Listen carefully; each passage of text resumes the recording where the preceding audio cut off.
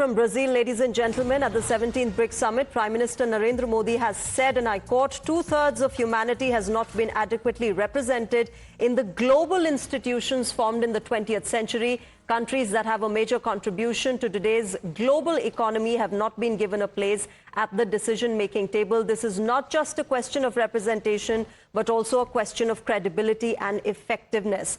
Let me quickly go across to my colleague Srinjoy Chaudhary joining us for more. Srinjoy, a very crucial address by the Indian Prime Minister at the BRICS Summit, of course pushing for the voice again that there are countries in this part of the world that need more voice on global fora.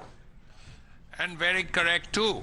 At this point, the UN Security Council, for instance, came up in the middle of the 20th century, 1945, and it hasn't changed after all these years.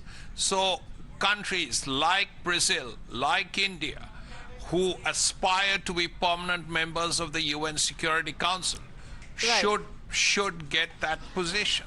Also other countries like Germany, Japan, a country or two from South Africa.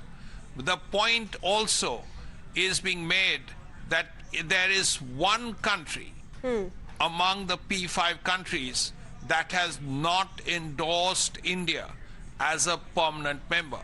And that country is here at BRICS, which is why it's an important statement to make. Okay. And I'm referring to China. America, Russia, France, and Britain all have said that they want India to be a member of the UN Security Council as a permanent member. The only country that hasn't is China. And okay. China is at BRICS, and the Prime Minister is making it very clear that the changes have to be made and that there should not be anyone blocking the path of India and other countries. All right, Srinjoy, thanks very much for joining us at the moment, getting us more details from the Prime Minister's opening remarks at the BRICS Summit. Ladies and gentlemen, with that, it's time for a short break. News and updates continue on the other side.